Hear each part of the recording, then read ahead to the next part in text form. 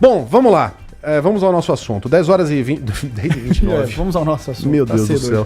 Bom, quem nos ouve sabe que o Garrafa foi assaltado anteontem à noite. Para quem não estava conosco ontem, isso aconteceu com ele. Os dois caras chegaram com uma faca, um com uma faca grande, outro com estilete. É aquela coisa, perdeu, dá a grana, da carteira, dá o celular. Mas aconteceu algo que a gente nunca tinha visto. Exatamente. O cara pediu a maquininha, puxou uma maquininha do bolso e pediu o cartão de débito. E aí pediu pra eu passar a senha. Eu acho que assim, as pessoas vão falar, pô, vocês estão falando isso porque aconteceu com algum... Não é. É que na verdade a gente iria dar o mesmo espaço. É que na verdade aconteceu, o repórter virou a notícia, acabou virando. O Garrafa acabou virando notícia porque é uma nova modalidade de crime. E aí chamou a atenção, tanto é nova modalidade que a gente entrou em contato com a polícia, o 33º Distrito Policial que está investigando esse caso, os delegados investigadores trataram com surpresa esse tipo de assalto, porque, poxa, é uma novidade mesmo.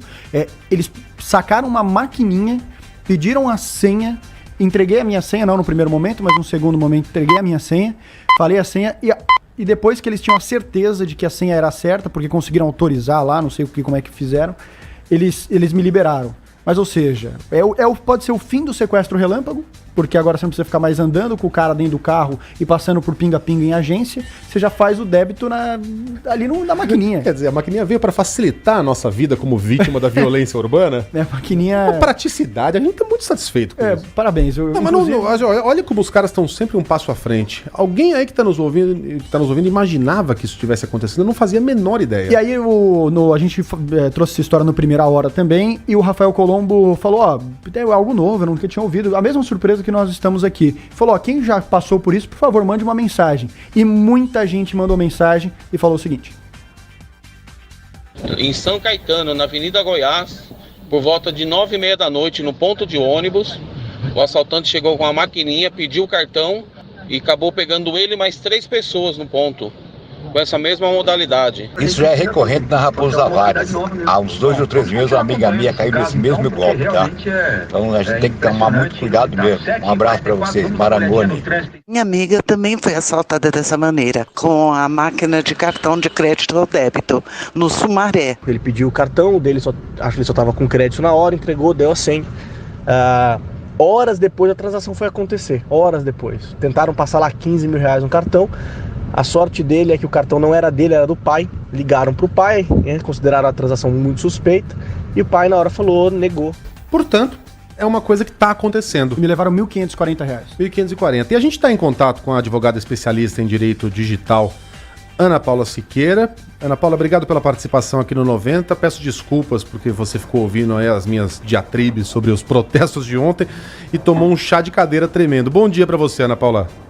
Tudo bom? Bom dia. Obrigada pela oportunidade de a gente conversar sobre um tema tão importante para todos. Bom, acho que a primeira pergunta, eu sei que a senhora tem clientes que já passaram por isso, como é que esses caras conseguem acesso a uma maquininha? Você não precisa de um CPF para ter uma dessas? Sim, na verdade é muito simples, né? O procedimento para você pedir uma maquininha de crédito, débito, é muito simples. Você faz o cadastro no site, basta que você tenha uma conta bancária. Então é justamente isso, né, que nós tivemos um cliente que o funcionário dele passou por uma situação igual a que você relatou. Então o que nós vamos fazer agora é tomar as medidas cabíveis, né, junto com a delegacia, para passar todos os dados, né? Porque agora vai ser feito o rastreamento, porque esse dinheiro foi para alguma conta. Exato.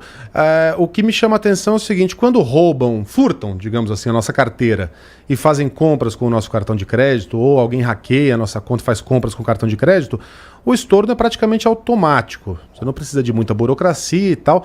Já nesse caso, o seu cliente foi atrás da senhora, que é advogada. É mais complicado recuperar o dinheiro nesses casos em que a vítima de assalto coloca lá a senha na maquininha?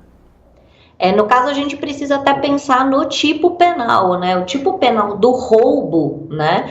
É você subtrair de alguém algum valor, um patrimônio, dinheiro, mediante violência ou grave ameaça, tá? Então, no caso, quando a pessoa coloca ou uma faca ou uma arma de fogo e fala, olha, passa aqui o cartão ou imediatamente, ou eu vou te ferir, ou te matar, ou te sequestrar. Então, você tem aí essa figura do roubo, né? Então, você não está... esse ato jurídico, que seria, aspas, uma compra, ela não é uma compra, né? Ele é um ato jurídico que ele está aí eivado de nulidade do ponto de vista civil, né? Porque ele foi mediante essa violência, mediante essa coação. Então, do ponto de vista civil, esse ato jurídico é nulo.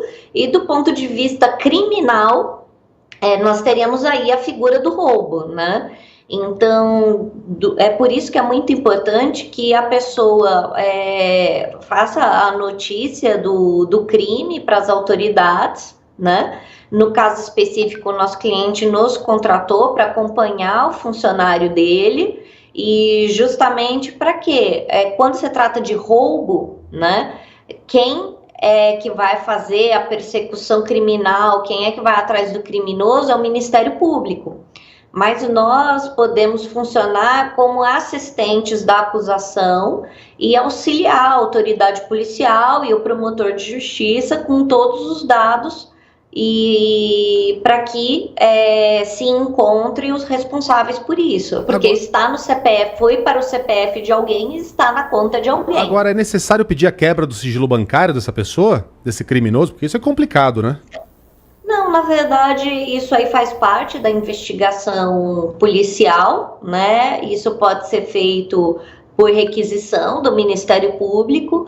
Então, justamente, a gente vai se começar a perseguir para onde que foi o dinheiro, né?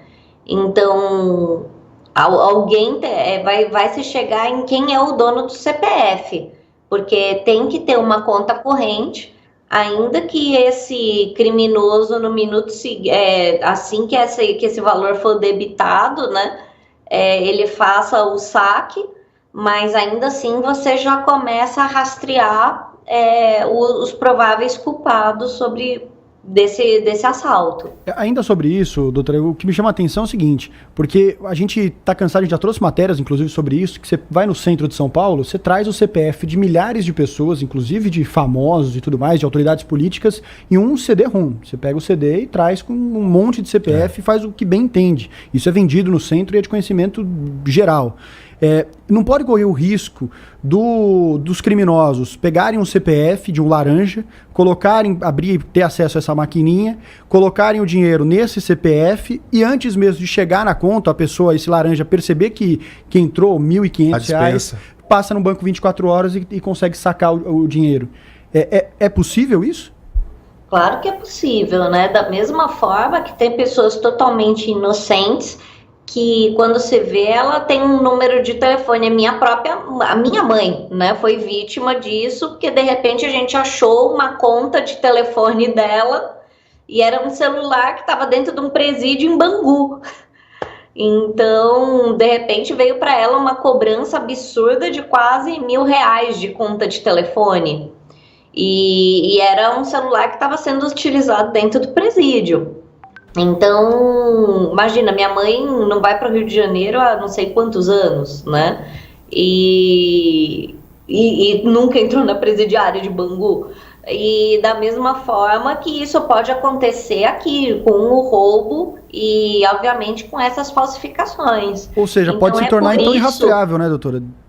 Exatamente. É por isso que é muito importante que as instituições financeiras coloquem formas de se garantir que aquela pessoa mesmo que está abrindo a conta corrente. Então, por mais que às vezes a gente acha, nossa, que chato, que burocracia, também é uma proteção do consumidor quando a instituição financeira vai lá e fala, não, eu quero que você venha, eu exijo uma firma reconhecida, eu exijo a sua presença, eu exijo um reconhecimento facial, né?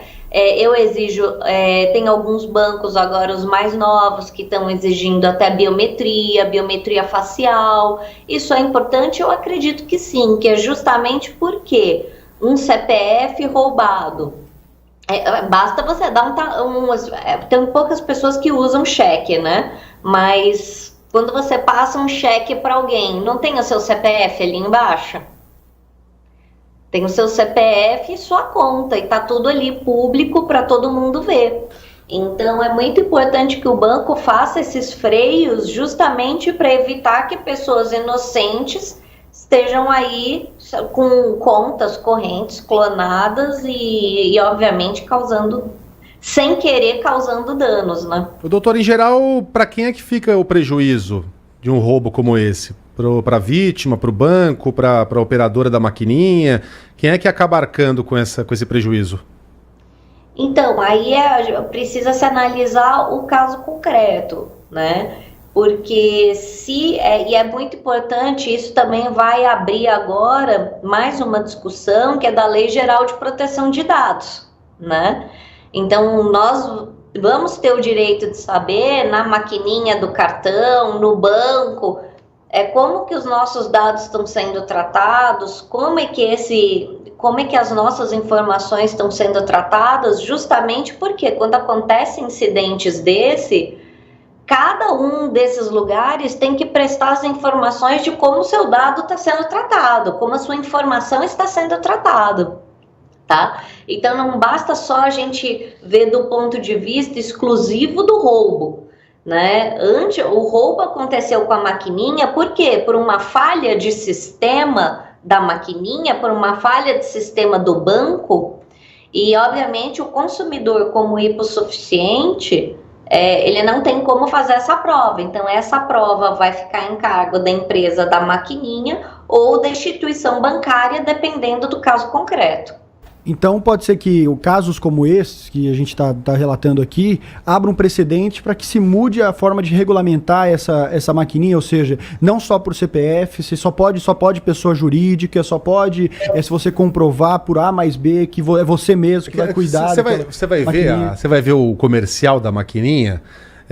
O que eles sublinham, além, né, da praticidade, etc., tá cada vez mais fácil conseguir a sua, mas talvez não seja legal que esteja tão fácil assim. Exatamente. Talvez tenha que a legislação tem que dar uma recueta aí nessa facilidade, né?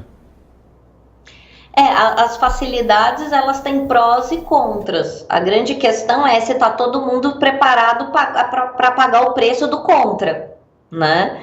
Então, é por isso que é importante que tenham esses controles, uma certa, aspas, eu não vou te falar burocracia, porque eu acho que a burocracia é só um fato de você emburrecer o dia a dia. Mas, assim, de você colocar formas de controle efetivos. Para quê? Para que uma pessoa jurídica idônea, para que pessoas idôneas também consigam, que também não seja um inferno, né, para você conseguir fazer a movimentação do seu negócio. Mas a gente precisa ter um meio termo, né, que não seja um excesso de pedidos de documentos, mas que sejam formas efetivas de você controlar quem está pedindo o que, como, quando e onde, para quê, né? Então isso também é muito importante. Conversamos com a advogada especialista em direito digital, Ana Paula Siqueira. Doutora, obrigado pela participação aqui no 90 Minutos e boa sorte com o caso do seu cliente. Muito obrigada, é sempre uma felicidade poder falar sobre educação digital para trazer mais informação para todos. A verdade é que a nossa vida é muito